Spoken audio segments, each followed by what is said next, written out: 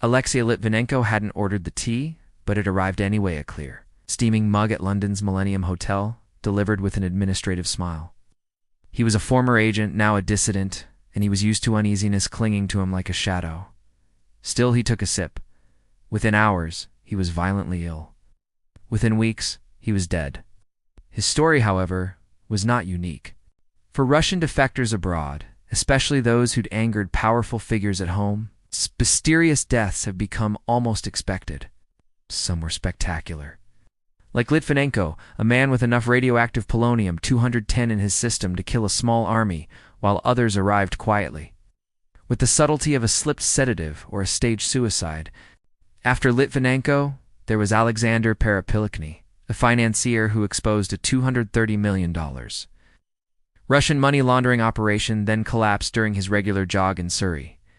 It was November. The air was cold, his heart was healthy, and his green tea was laced, it was later suggested, with a rare Asian plant toxin, paranoid. Perhaps, but no one in London's Home Office was willing to rule it out. The constellations of suspicion just kept drawing themselves tighter. And then, Boris Berezovsky. Once a billionaire oligarch, Berezovsky had been a kingmaker in Moscow before falling out with the Kremlin. He fled to Britain, swapping luxury for exile. In 2013, he was found dead on the bathroom floor of his Ascot home, an orange scarf knotted around his neck.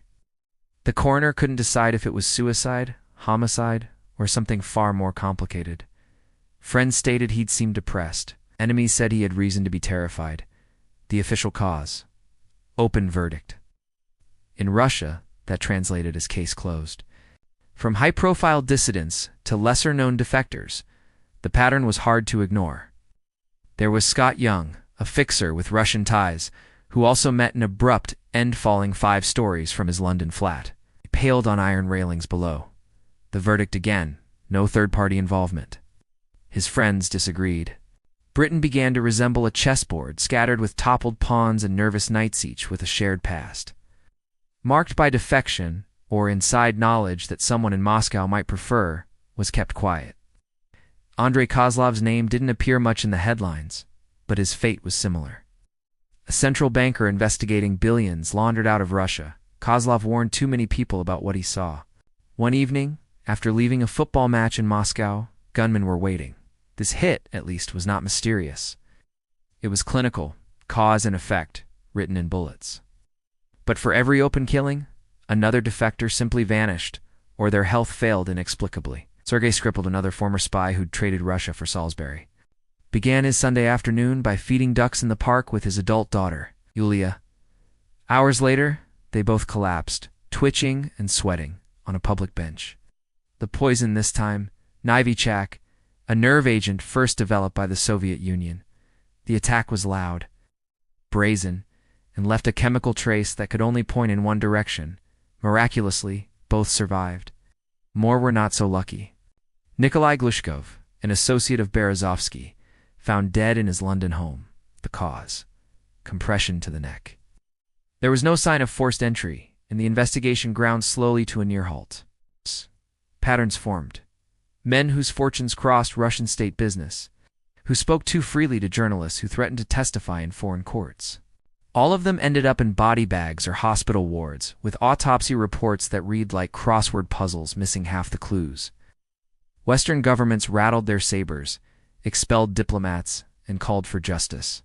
Russian officials waved off accusations, dismissing them as Russophobia or Western hysteria. The killings became a grim, unacknowledged language warning written in polonium, rope or nerve agent, each message simple: no one is out of reach. Those who remained alive tended to keep quiet, to develop routines of looking over their shoulders and running hands over car door handles before getting in. Some, like Mikhail Khodorkovsky, hired entire teams of bodyguards. Others just went quiet. In the end, listing all the deaths and near-deaths becomes an exercise in dots and lines. This defector, poisoned. That exile found hanged. This banker shot. Suspicious circumstances suddenly seemed to become the normal circumstances. The message, for those who wished to hear it, was clear: exile is less an escape and more just another stop on the long, uncertain road away from the Kremlin's reach. For every headline made, It's impossible to know how many stories ended with only a quiet, lonely footnote. Another mysterious death, another defector whose luck simply ran out.